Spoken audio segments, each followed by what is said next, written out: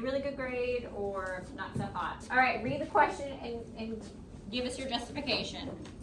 What percentage of the male offspring could be born with a lot of eyes? A, it couldn't be 75% because it's 1 out of 2, and that is 50%. And that's your Punnett square right there at the bottom? Yes. Okay, go ahead, sorry. 50%. This is the answer because there's half, which is 50%. I have enough males. C, it wouldn't be 25 because it isn't out of 4. Perfect. 0%. It couldn't be 0 because one of them has the recessive trait. Okay. Y'all, keep in mind whenever you're looking at these sex-linked traits, if they're asking for a male or a female, this is talking about who, if I'm looking at this right here. This is talking about who. Now, if I were to say they're children, how many squares will I be talking about? 4. Very good. Okay, so let's look at their question. This is question number 5. Question number 5. Very trippy.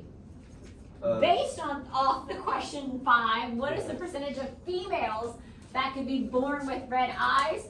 And that's their Punnett square right there. And remember, red is dominant over white. Let them answer. This is number 5. Could you have made it any easier? That picture. The picture's kind of throwing me off. The picture's throwing you off a little bit. I ain't gonna lie. I can't focus on What anything is my, else but they that. could have made this one a little bit harder. Yeah, that was just too easy. All right. 30. Thank you. Give them a round of applause, everybody. Question number. Wait, go back. Wait. Oh, sorry. What's going on, Tristan? All right. Answer his own question real quick. Huh? I said he was trying to answer his own question real quick, for sure. Oh, it's another dihypercross. All right, come on down, fellas. Jason, you from PDN? Yeah. I do. What does that have to do Just with you? laughing. I didn't like explain why they wouldn't be right. I figured I'd just get up here and draw that hybrid wrong. All right. Cover that. Shows you dihypercross. I gotta read it out right now. Okay, go ahead. I don't make this anymore. So click at the up arrow at the bottom, and then click annotate. There you go, right there. Good job. Another dihybrid cross. How many traits are we talking about if we're talking about dihybrid cross, y'all? 2. Okay, so as he is drawing that, a dihybrid cross is 2 traits. So a black fur is dominant over brown, and a tail that is short is dominant over a long tail. So what is it going to look like if we mix what do we know about the tail on the first individual, the first rat, or mouse, sorry. It's big B, little b. What color is the fur? Black. What do we know about the tail? Is it long? Yeah. Is it long? Oh, No. wait. Short tails are dominant. Oh, wait. I was looking at- Short. It's black and short. And then what do we know about this individual? What color fur do they have? Black. And what kind of tail? No. Long. Okay. So short is dominant over long. All right, go ahead. So he's got his different combinations using the FOIL method or the Jason Can I method. explain it instead of drawing it all out? How about you draw it out and then you can explain it? That's okay. How many letters are we supposed to have in each box, Tony? 2, unless it's 4. It is 4. Y'all, why would it be 4 letters per? Jaden, put your phone away, please. Because you got the one on the top and then one on the side, Yep. 2 from each parent. Exactly. Okay? So the question that this was asking, this is a commonly missed question on your test, is how many out of how many boxes? If we're talking about a dihybrid cross, how many boxes are we talking about? 16. All right. How many will have black fur and are long? So if it is black fur, what could it be? It could be big B, or it could be what? Big B, little b, and we're looking for a long tail, so that will be what? It is little t. So we are looking for either this, I thought it was the other way around. it usually is, or this right here. So we're looking for these combinations right here, okay?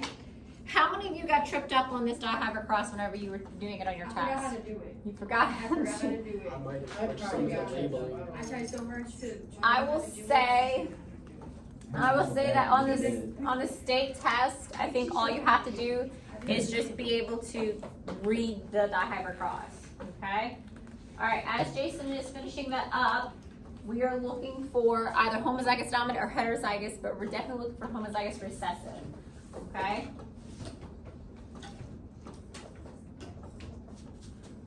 He's doing his letters a little bit differently, but that's all right.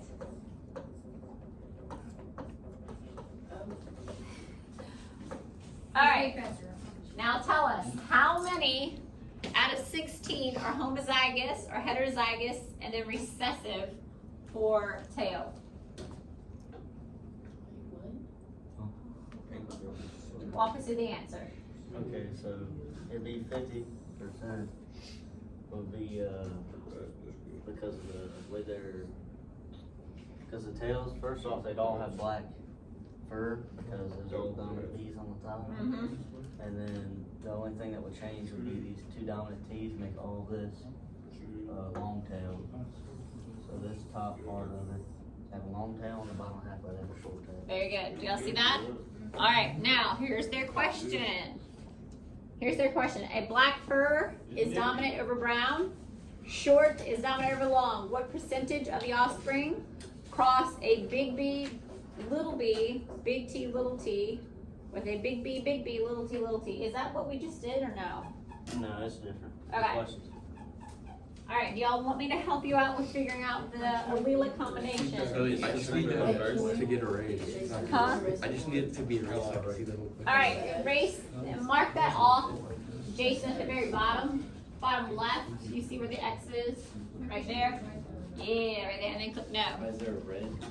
All right, so we are mixing a big B, little b, which means they have black fur. And what do we know about their tail? Is it short or long? Long, very good. And then, oh, short, sorry, short. And then big B, little t, little t. What do we know about little t, little t? It's recessive, and in this case, what do we know about the recessive? No, long tail. It's typically backwards. Like in your mind, you would think long is dominant That's what over. I'm saying. That's And what I'm most saying. of the examples are like that. All right, what are the 4 allelic combinations, y'all, for this pair right here? Big B, big T, big B, little t, little b, big T, little b, little t. Now this one right here. Big B, little t, big B, little t, big B, little t, big B, little t. Okay? Now, if you do your Punnett square, y'all can go back to your seats. Everybody, give them a round of applause.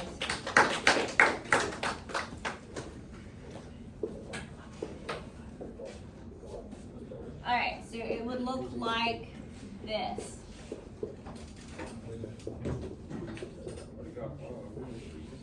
You do have to answer this, y'all. Yeah, we're pretty good.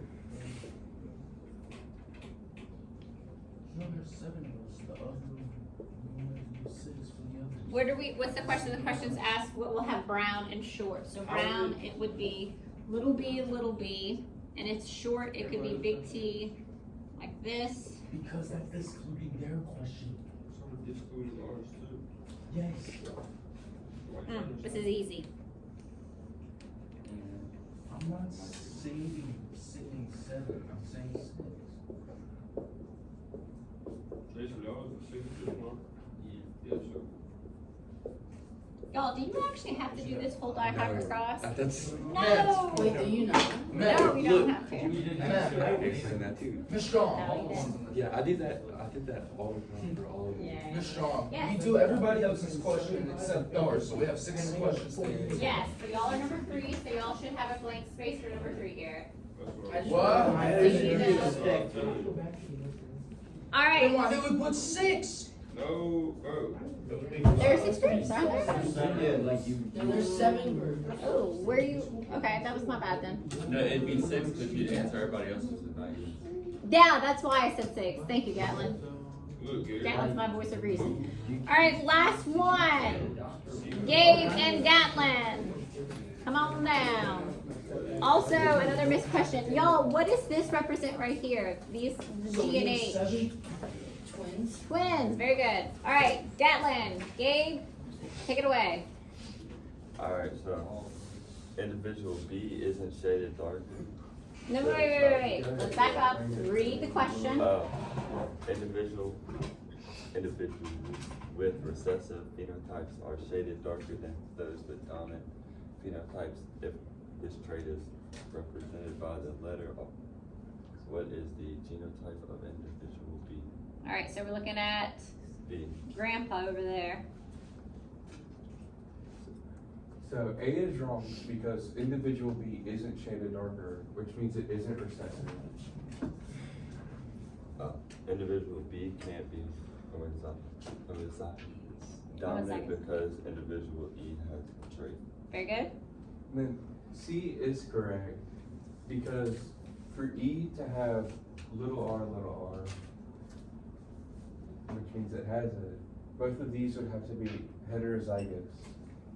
Very good. And then why can't it be D? Same as option B. It can't be homozygous dominant. Because letter E has it. Very good. Alright, here's their question. Here we go. In an autosomal recessive pedigree, what is the genotype of individual 2 of generation 8? So, Come on. Pretty. It's an easy one. And that means they're cousins. oh yeah, by the way, Thank you, Gatlin. double line means they're cousins. Yes, the double line does mean that it means that they're closely related. We can see that now. And in this case, they would be cousins. Alright, give them a round of applause. Yeah, What? they're cousins. They're cousins. They're cousins because if you look at this right here, his mom is brothers with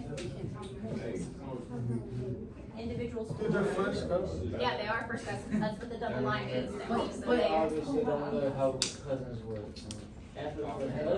All right, let's circle back around. We're going to question number 3. This is y'all right here, correct? Yes, you might have to refresh it for our question to show. Okay. I can do that. We did a good question. I'm excited. It's this one right here. All right, take it away. Alright. So the question asks us if R is the allele for red and if the W is the allele for white, it asks us what is the percentage of the offspring of this cross will have red flowers. All right. Well, if you do the Punnett square, B is incorrect because in order. Why don't you do the Punnett square for them? So click the up arrow at the very bottom of the screen and then click annotate. And Jaden, why don't you fill out the Punnett square while Garrett explains it? So basically you're crossing a pink, which is RW, between a white, which is WW. Okay. And in order for a red, you need to have 2 R's. Okay. So B would be incorrect because there are no double R's Okay. along with C and D. So the correct answer is A because in order to have a chance for a red flower, you need to breed 2 pink flowers together, which gives a 25% chance of a red, 50% chance of a pink, and 25% chance of a white. All right. All facts. That is good. Here is their question. Oh my goodness. No, that's the explanation. No, Oh, that's the explanation. Okay, I'm sorry. All right, here we go. Click the exit button at the very bottom. Yep, and then click no. Awesome. So Here's the their question. says, red is dominant over blue. If scientists crossed a heterozygous red plant with a homozygous blue plant, what is the percentage of their offspring being a homozygous recessive plant? Okay. Pretty straightforward, huh, y'all? Write your answer down. This is answer, or question number 3. And I think this is our last one, correct? Yes, sir. All right, Yeah. good? All right, make sure your name is on it, pass them up. Actually, change papers with somebody.